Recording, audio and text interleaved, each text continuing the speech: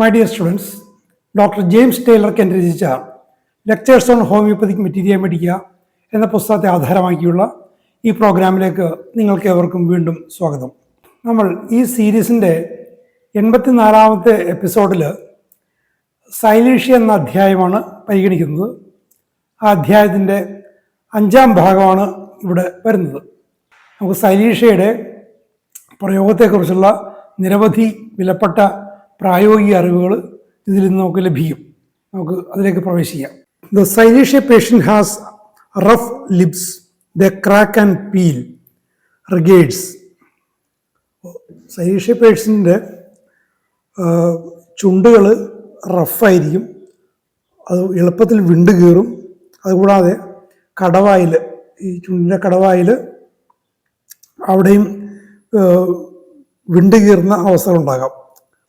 Scaly appearances at the margins of the lips, fissures in the corners of the mouth that indurate. അപ്പോൾ ലിപ്സിൻ്റെ ചുണ്ടുകളുടെ വക്കിൽ scaly appearance, ചിതമ്പൽ പോലുള്ള appearance ഉണ്ടാകുന്നു. വായുടെ കോർണറിൽ fishers ഉണ്ടാകുന്നു, അത് കട്ടിയായി തീരുന്നു, കല്ലിക്കുന്നു. There is often a line of fissure about the margin of the crust. ഇങ്ങനെയുണ്ടാകുന്ന ക്രസ്റ്റുകളുടെ വക്കിൽ, മാർജിനിൽ ഫിഷേഴ്സ് ഉണ്ടാകുന്നു. Little crust like epithelioma form upon the wings of the nose and when picked off leave a raw surface with no tendency to heal. അപ്പോൾ മൂക്കിൻ്റെ വിങ്സിൽ crest പോലുള്ള formation ഉണ്ടാകുന്നു. അത് സാധാരണ അത്തരം ഫോം ഉണ്ടാകുമ്പോൾ കുട്ടികളൊക്കെ ആണെങ്കിൽ അതിങ്ങനെ പൊളിച്ച് കളയുമ്പോൾ റോ സർഫസ് ആയിരിക്കും, ഹീൽഡ് സർഫസ് ആയിരിക്കില്ല. ചുവന്ന നിറത്തിൽ, ചോര പൊടിയുന്ന തരത്തിൽ സർഫസ് ആയിരിക്കും. അതൊരു ഹീലിംഗ് ടെൻഡൻസി ഉണ്ടാകുകയുമില്ല, ആവർത്തിച്ച് വന്നുകൊണ്ടിരിക്കും. Crusty formations upon the ears. ചെവികളുടെ മേലും ഇതേപോലുള്ള പൊറ്റ പിടിച്ചുകൊണ്ടുള്ള ഫോർമേഷൻസ് ഉണ്ടാവും. The teeth break down, loose their enamel surface. The dentin is made up largely of the silicate of lime, and the surface of the tooth become rough, loses its shiny appearance and carries it in. പല്ലുകളെയും സൈലീഷ്യ കാര്യമായിട്ട് ബാധിക്കുന്നുണ്ട്. അതിൻ്റെ കാരണം എന്ന് പറയുന്നത് സിലിക്കേറ്റുകളാണ്, കാർബണിൻ്റെ സിലിക്കേറ്റുകളാണ് പല്ലിൻ്റെ പ്രധാനപ്പെട്ട ഒരു ഭാഗം. അതുകൊണ്ട് തന്നെ സൈലീഷ്യയുടെ പ്രധാനപ്പെട്ട ഒരു അഫക്ഷൻ പല്ലുകളുണ്ടാകാം. പല്ലിൻ്റെ സർഫസ് ഡീക്കേ ചെയ്യുന്നു, അതിൽ പോടുകളുണ്ടാകുന്നു, മൊത്തം പല്ലുകൾക്ക് മൊത്തം ഒരു ബ്രേക്ക് ഡൗൺ ഉണ്ടാകുന്നു. ഇനാമൽ സർഫസ് നഷ്ടപ്പെട്ടു പോകുന്നു, മഞ്ഞ നിറമുണ്ടാകുന്നു. ഒരുപാട് പ്രശ്നങ്ങൾ പല്ലുമായിട്ട് ബന്ധപ്പെട്ടുണ്ട്. This often take place at the margin of the gum, ulcers form on the tip of the fangs. അപ്പോൾ ഈ മോണയുമായിട്ടുള്ള ആ മാർജിനിലാണ് ഇത് കൂടുതൽ കാണുന്നത്. ഈ ഫാങ്സിൻ്റെ അറ്റത്ത് അൾസേഴ്സ് ഉണ്ടാകുന്നു. The teeth suffer when it is cold or damp, toothache in wet weather, and the teeth are yellow, decay rapidly, and the gums settle away from them. അപ്പോൾ അതിൻ്റെ ഒരു മൊഡാലിറ്റി, പ്രധാനപ്പെട്ട മൊഡാലിറ്റി ഇങ്ങനെയാണ്. തണുത്ത ഈർപ്പമുള്ള വെതറിൽ ഈ പ്രശ്നങ്ങൾ വർദ്ധിക്കുന്നു, പല്ലുവേദനയും ഉണ്ടാകുന്നു. അത്തരൊരവസ്ഥയിലാണ്. ഇനി പല്ല് നിറമാണെങ്കിൽ യെല്ലോയിഷ് കളർ, വളരെ വേഗം അത് ദ്രവിച്ചു പോകുന്നു. അങ്ങനെ ഈ മോണയിൽ നിന്ന് പല്ല് ഇളകി ഊരിപ്പോകുന്നൊരവസ്ഥ. അത്രയ്ക്ക് രൂക്ഷമായ അവസ്ഥകളാണ് സൈലീഷ്യയുള്ളത്. All the neuralgias and tooth aches are better in warm room and from hot drinks. പല്ലുവേദനയായിട്ട് ധാരാളം രോഗികൾ ഹോമിയോപ്പാത്തിൻ്റെ അടുത്ത് വരാറുണ്ട്. അപ്പം അങ്ങനെ വരുമ്പോൾ പല്ലുവേദനയുടെ കൃത്യമായിട്ടുള്ള മൊഡാലിറ്റീസും പെക്യുലാരിറ്റീസും മനസ്സിലാക്കിയിരിക്കുന്നതല്ല. അവിടെയൊന്നും പോയി റിപ്പർട്ടൈസ് ചെയ്യാനോ സ്റ്റഡി ചെയ്യാനോ മറ്റൊന്നും സമയമുണ്ടാവില്ല. പല്ലുവേദന എന്ന് പറഞ്ഞ് വരുമ്പോൾ കൃത്യമായിട്ട് അതിൻ്റെ സൈഡുകൾ, അതിൻ്റെ മൊഡാലിറ്റീസ്, അതിൻ്റെ ലൊക്കേഷൻ കൃത്യമായിട്ട് മനസ്സിലാക്കി ഒരു ശരിയായ ഔഷധം കൊടുക്കാൻ സാധിക്കണം. ഞാൻ ബോണിങ്ങോസിൻ്റെ ലെസർ റൈറ്റിങ്സ് വായിച്ച സമയത്ത് അതിൽ നല്ലൊരു ഭാഗം വളരെ വലിയൊരു അധ്യായം തന്നെ നീക്കി വച്ചിരിക്കുന്നത് പല്ലുവേദനയെക്കുറിച്ചാണ്. ഒരുപാട് ഹോമിയോപ്പതിയെക്കുറിച്ചുള്ള ഒരുപാട് തിയറട്ടിക്കൽ നോളജും അദ്ദേഹം അതിൽ പങ്കുവയ്ക്കുന്നതായിട്ട് ഞാൻ ഓർക്കുന്നുണ്ട്. വളരെ വർഷങ്ങൾക്ക് മുമ്പ് വായിച്ചാണത്. അപ്പോൾ കാരണം പല്ലുവേദനയുമായിട്ട് വരുന്ന രോഗികളുടെ ഫ്രീക്വൻസി അത്രയ്ക്ക് കൂടുതലാണ്, വിശേഷിച്ചും ഹോമിയോപ്പാത്തിനുള്ളത്. സൈലീഷ്യയ്ക്കും അതിൽ പ്രധാനപ്പെട്ടൊരു പങ്കുണ്ട്. അപ്പോൾ സൈലീഷ്യയുടെ അതിൻ്റെ മൊഡാലിറ്റീസ് കൃത്യമായിട്ട് മനസ്സിലാക്കിയിരിക്കുക. Abscesses about the gums and face better by warmth. അപ്പോൾ മുഖത്തും മോണകളിലും പഴുപ്പുണ്ടാകാം. അതിൻ്റെ മൊഡാലിറ്റിയും ചൂട് പിടിക്കുമ്പോൾ അതിന് ആശ്വാസം ഉണ്ടാകും എന്നുള്ളത്. Severe pain the jaw, rending, tearing at night, better from heat. These pains often end in abscesses about the teeth. അപ്പോൾ താടിയലുകളിൽ വളരെ കടുത്ത വേദന വരുന്നു. റെൻഡിങ്, ടിയറിങ് അറ്റ് നൈറ്റ്, രാത്രിയിൽ ഇങ്ങനെ വലിച്ചു പറിക്കുന്ന പോലുള്ള വേദനകൾ, അത് ചൂട് കൊടുക്കുമ്പോൾ അതിന് ആശ്വാസമുണ്ട്. ഈ വേദനകൾ പല്ലിലുള്ള ആ പഴുപ്പിലാണ് ഇത് പോയി അവസാനിക്കുന്നത്. ഈ വേദന പലതവണ വന്ന് അവസാനം അത് ചെന്നെത്തുന്നത് പല്ലിൽ ഉള്ള ആബ്സസിലാണ്. Sometimes relieved by pressure unless the part is extremely sore from inflammation. Inflammation വന്ന് വല്ലാതെ വേദനിക്കുന്ന അവസ്ഥയിലല്ലെങ്കിൽ ഇത് ഒരു ചെറിയൊരു മർദ്ദം കൊണ്ട് പതുക്കെ അമർത്തി പിടിക്കുന്നതുകൊണ്ട് കവിള് അത് ആ ഭാഗം ഇങ്ങനെ അമർത്തി പിടിക്കുന്നതുകൊണ്ട് റിലീഫുണ്ട്. പക്ഷേ വല്ലാതെ പഴുത്തിരിക്കുകയാണെങ്കിൽ അതുണ്ടാവില്ല. The tongue takes on inflammation of gouty character. Inflammation with threatening abscesses. It fills the whole mouth, rending, tearing pains, worse at night and better from heat. ഉണ്ടോ? എല്ലാത്തിലും ചൂടുകൊണ്ട് ആശ്വാസം, രാത്രി വർദ്ധിക്കുന്നു. അപ്പോൾ ഇങ്ങനെ വായിൽ മുഴുവൻ വ്യാപിക്കുന്ന പഴുപ്പ് ഉണ്ടോ? നാവിനൊരു ഗോട്ടി ക്യാരക്ടർ ഉണ്ടാകുന്നു. പഴുപ്പ് ഉണ്ടാകും എന്ന് ഭയപ്പെടുന്ന തരത്തിലുള്ള വീക്കം, അത് വായ മുഴുവൻ വ്യാപിക്കുന്നു. വലിച്ചു കീറുന്ന പോലുള്ള വേദന, അത് രാത്രി വർദ്ധിക്കുന്നു. ചൂട് കൊണ്ട് ശമനം ഉണ്ടാകുന്നു. In the throat and neck, we have inflammation and swelling of all the glands, external and internal, all at once or singly. അപ്പോൾ തൊണ്ടയിലുള്ള എല്ലാ ഗ്രന്ഥികളിലും, അകത്തും പുറത്തുമുള്ള എല്ലാ ഗ്രന്ഥികളിലും ഇൻഫ്ലമേഷൻ സാധ്യത സൈലീഷ്യയിലുണ്ട്. അത് ഒറ്റയ്ക്കൊറ്റയ്ക്കായിട്ടോ അല്ലെങ്കിൽ എല്ലാ ഗ്രന്ഥികളും ഒരുമിച്ചോ ആകാം. Quinsy with great pain in tonsils, one or both, threatening suppuration. അപ്പോൾ കിൻസി എന്ന് പറഞ്ഞാൽ ഒരു ടോൺസിലിനും തൊണ്ടയ്ക്ക് ഇടയ്ക്കുള്ള ഭാഗത്ത് വല്ലാത്ത വേദന, അത് ഒരു ടോൺസിലിൽ രണ്ടിലും ആകുക. അത് പഴുപ്പ് വരും എന്നുള്ളൊരു ഭീഷണി നിലനിൽക്കുന്നുണ്ട്.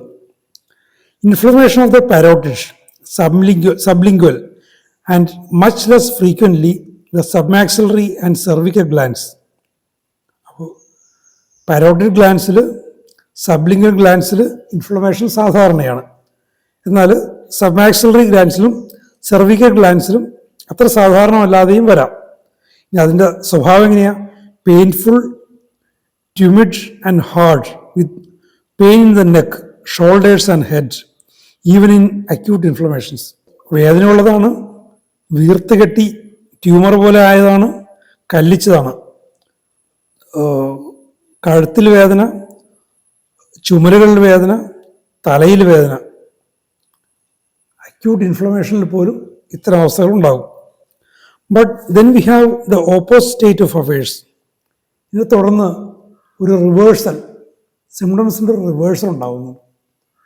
അത് സൈലീഷ്യയിൽ അതുപോലുള്ള പല ഔഷധങ്ങളും നമുക്ക് കാണാം. അക്യൂട്ട് കണ്ടീഷനിൽ ഒരവസ്ഥ, ക്രോണിക്കിൽ വരുമ്പോൾ നേരെ മറിച്ച്.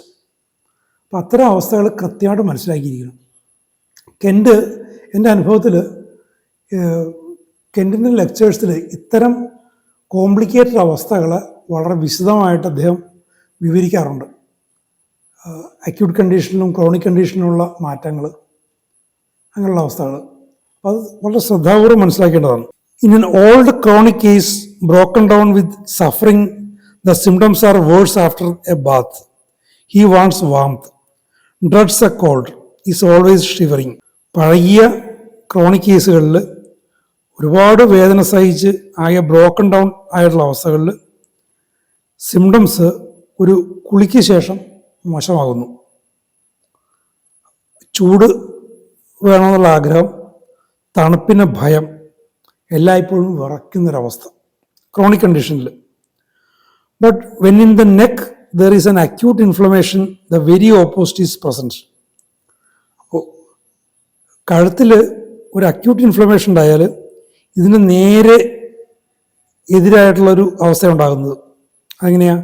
He സഫേഴ്സ് from flushes of heat and irregular flushing fever, cold extremities while the upper part of the body is hot, set about the head and neck, sensation of heat and suffocation in a warm room.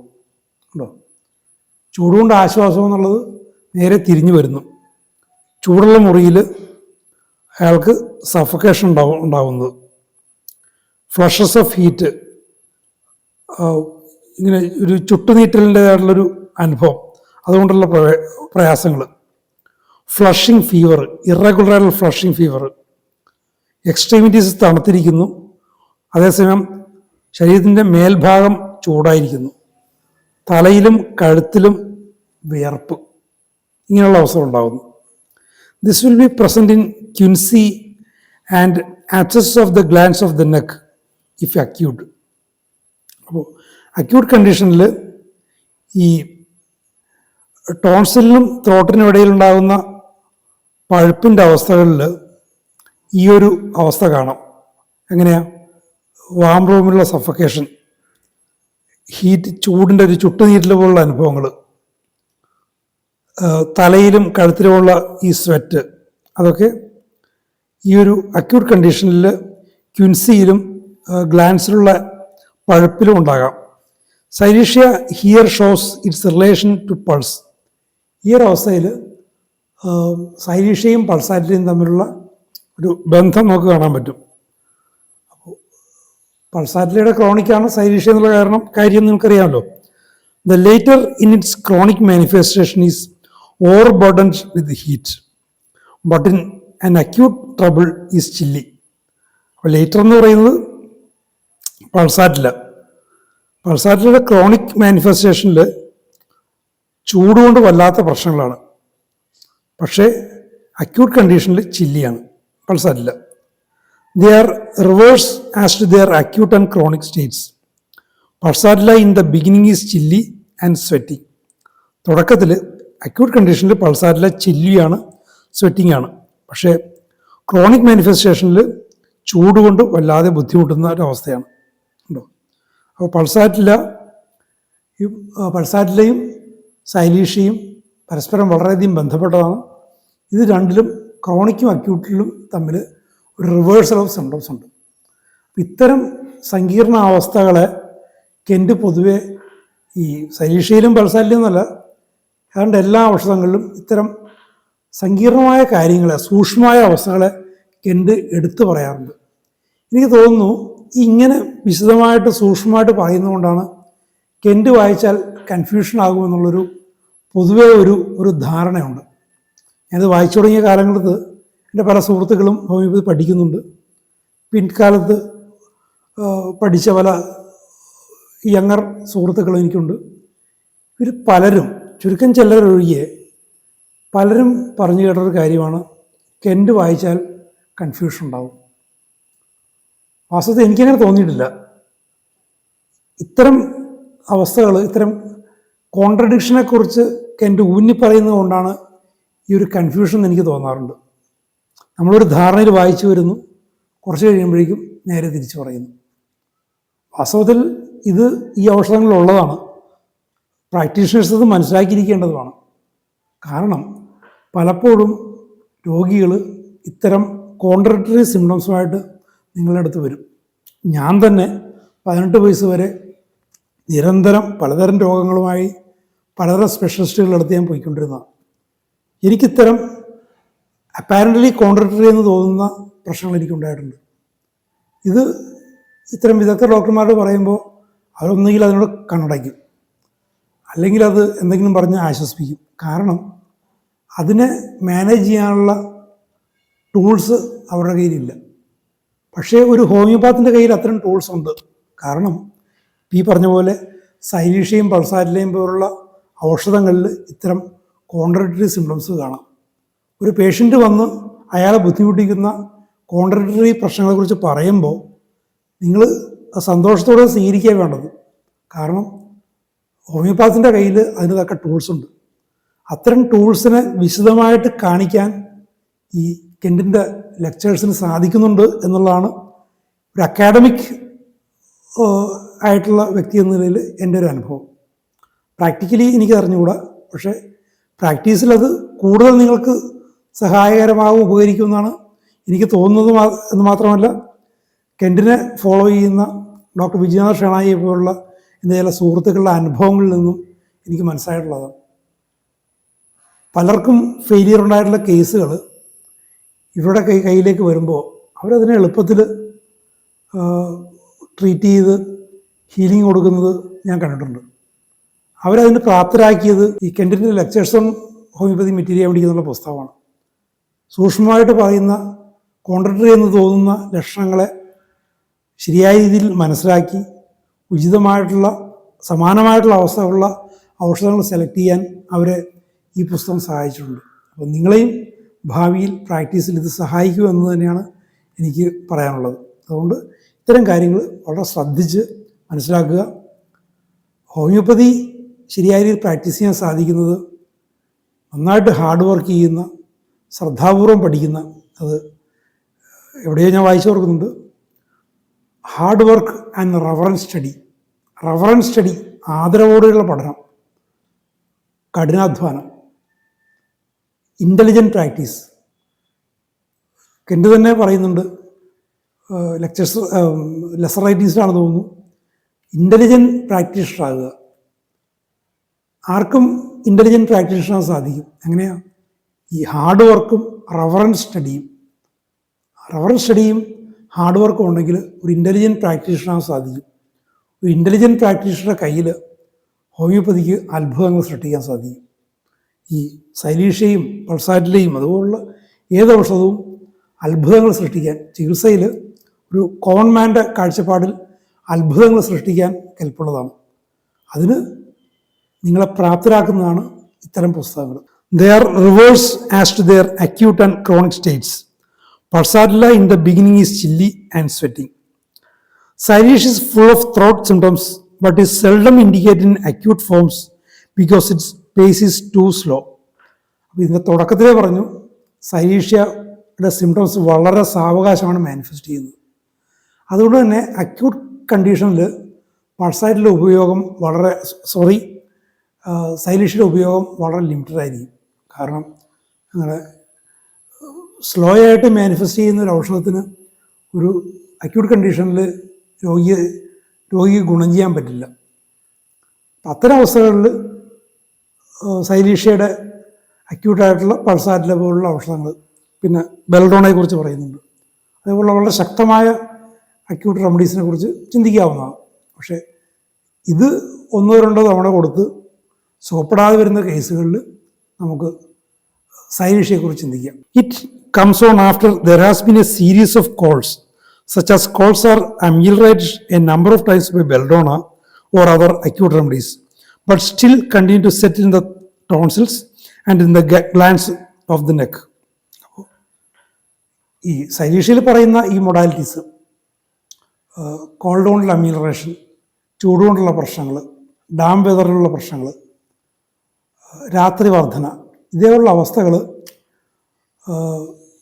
പൾസാറ്റിലെയോ ബെൽഡോണയോ കൊണ്ട് പലതവണ സുഖപ്പെടുത്തിയിട്ട് വീണ്ടും വന്ന് ടോൺസിലിൽ ഈ called സെറ്റിൽ ചെയ്യുന്ന അവസ്ഥ വന്നു കഴിഞ്ഞാൽ അവിടെ സൈലീഷ്യ ഉപകരിക്കും. General conditions എഗ്രിയാണിത്.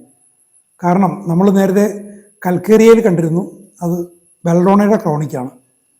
അപ്പോൾ ബെൽഡോണ പലതവണ ഫെയിൽ ചെയ്ത് കഴിഞ്ഞാൽ കൽക്കേറിയ ഓട്ടോമാറ്റിക്കലി വരും എന്ന് ചിന്തിക്കരുത്. സൈലീഷ്യം ഇവിടെ പറയുന്നുണ്ട്. അപ്പോൾ ജനറൽ കണ്ടീഷൻസ്, പേഷ്യൻറ്റിൻ്റെ ജനറൽ കണ്ടീഷൻസ് എഗ്രി ചെയ്യണം. കോൾഡ് തോട്ടിൽ സെറ്റിൽ ചെയ്യുന്നു, ബെൽഡോണ ഫെയിലിയറായി, അല്ലെ പൾസാറ്റില പിന്നീട് ഫെയിലിയറായി എന്ന് പറഞ്ഞുകൊണ്ട് അത് നേരെ കൽക്കേറിയോ സൈലീഷ്യോ ആകണമെന്നില്ല. പേഷ്യൻസിൻ്റെ ജനറൽ കണ്ടീഷൻസ് യോജിക്കുന്നുണ്ടോ എന്നാണ് നോക്കേണ്ടത്. അപ്പോൾ ആ ഒരു കാര്യം ഒരിക്കലും മറക്കരുത്. Silicea breaks up the tendency. അപ്പോൾ ആ ഒരു പ്രവണതയെ ബ്രേക്ക് ചെയ്യാൻ സൈലീഷ്യ ഉപകരിക്കും. എപ്പോഴാണ്? ജനറൽ കണ്ടീഷൻസ്, പേഷ്യൻറ്റിൻ്റെ ജനറൽ കണ്ടീഷൻസ് യോജിക്കുകയാണെങ്കിൽ. There is a catarrhal state in the throat that is rose up by every cold into an increased flux with hoarseness, settling back into the chronic state again, chronic catarrhs of the pharynx. അപ്പോൾ ഈ പറഞ്ഞ കാര്യം തന്നെയാണ്. ത്രോട്ടിലുള്ള ഈ കാറ്റാറൽ conditions ഓരോ തവണ തണുത്ത കാലാവസ്ഥ വരുമ്പോഴും അല്ലെങ്കിൽ തണുപ്പിനോട് എക്സ്പോസ് ചെയ്യുമ്പോഴും വരുന്നു. ഒരു ഇൻക്രീസ്ഡ് ഫ്ലക്സ് ഉണ്ടാകുന്നു, ഹോർസ്നെസ് ഉണ്ടാകുന്നു. പിന്നീട് കുറച്ച് കഴിയുമ്പോൾ അത് ഒരു ക്രോണിക് സ്റ്റേറ്റിലേക്ക് പോകുന്നു. അത് ഫാരിങ്സിൽ ക്രോണിക് കാറ്റാറസ് ഉണ്ടാകുന്നു. ഇത്തരം അവസ്ഥകൾ ക്രോണിക് ആകുമ്പോൾ അത് നമുക്ക് സൈലീഷ്യ കൊണ്ട് മാനേജ് ചെയ്യാൻ സാധിക്കും. It competes with Natrum mur in inveterate sore throat. ഈ സോർ ത്രോട്ടിൻ്റെ അങ്ങേയറ്റം ബുദ്ധിമുട്ടേറിയ അവസ്ഥകളിൽ ക്രോണിക്കായിട്ട് മാത്രമൊന്നുമല്ല, ക്രോണിക്കിൻ്റെ അപ്പുറം കടുകട്ടിയായിട്ട് ഒരു തരത്തിലും മാറില്ല എന്ന് പറയുന്നൊരവസ്ഥയിൽ നാട്രമ്യൂറും വരും. സൈലീഷ്യ നാട്രമ്യൂറുമായിട്ട് മത്സരിക്കുമെന്ന് പറയുന്നു. അപ്പോൾ കണ്ടില്ലേ, കൽക്കേറിയ കാർബ് നേരത്തെ വന്നു, സൈലീഷ്യ വന്നു, നാട്രമ്യൂറും. ഇതൊക്കെ റിലേറ്റ് ചെയ്ത് വരുന്നതാണ്. അപ്പോൾ ഈ കോമ്പറ്റ് ചെയ്യുക എന്ന് പറയുന്നത് എന്താ? അക്യൂട്ട് കണ്ടീഷനിൽ അല്ലെങ്കിൽ പേഷ്യൻ്റ് പറഞ്ഞു വരുന്ന സഫറിങ്സ് വെച്ച് നോക്കുമ്പോൾ ഇതെല്ലാം ചിലപ്പോൾ ഒരേപോലെ തോന്നും. അപ്പോൾ ഇതിലേതാണ് കോമ്പറ്റീഷനിൽ ഏതാണ് വിജയിക്കുന്നത്, ചികിത്സയിൽ ഏതാണ് വിജയിക്കുന്നത്, ഏതവസ്ഥയാണ് രോഗിയെ സുഖപ്പെടുത്തുന്നത് എന്നുള്ളത് അതിൻ്റെ ജനറൽ കണ്ടീഷൻസ് അനുസരിച്ചിരിക്കും. പേഷ്യൻസിൻ്റെ ജനറാലിറ്റീസും എഗ്രി ചെയ്യുന്നത് സൈലീഷ്യമായിട്ടാണോ, കൽക്കേറിയ കാർബുമായിട്ടാണോ, അല്ലെങ്കിൽ നാട്രമ്യൂറുമായിട്ടാണോ, അല്ലെങ്കിൽ മറ്റെന്തെങ്കിലുമായിട്ടാണോ എന്നുള്ളത് നോക്കണം. അല്ലാതെ പറഞ്ഞു വരുന്ന ആ ഒരു സഫറിങ് അപ്പാരൻ്റലി എങ്ങനെയാണ് എന്നുള്ളത് മാത്രം നോക്കിക്കഴിഞ്ഞാൽ ഫെയിലിയറിലേക്ക് പോകും. അപ്പോൾ അതാണ് ഈ ഒരു ഭാഗത്തു നിന്നും നമുക്ക് മനസ്സിലാക്കാനുള്ളൊരു കാര്യം. അപ്പോൾ സൈലീഷ്യ എത്രമാത്രം വിലപ്പെട്ടതാണ്, നിങ്ങളുടെ ഡേ ടു ഡേ പ്രാക്ടീസിൽ എത്രത്തോളം ഫ്രീക്വൻ്റായിട്ട് സൈലീഷ്യ വരും എന്നുള്ളത് ഓരോ ഭാഗവും നമ്മളെ കൂടുതൽ കൂടുതൽ ഓർമ്മിപ്പിക്കുകയാണ്. ഇനിയും ഇതേപോലുള്ള നമ്മളുടെ ദൈനംദിന പ്രാക്ടീസിൽ വളരെയധികം ഉപകരിക്കുന്ന ഫ്രീക്വൻ്റായിട്ട് നേരിടേണ്ടുന്ന ഒരുപാട് പ്രശ്നങ്ങളെക്കുറിച്ച് തുടർന്നും പറയുന്നുണ്ട്. അടുത്ത എപ്പിസോഡുകളിൽ നമുക്ക് അവയെക്കുറിച്ചും കേൾക്കാം. Thank you so much for watching.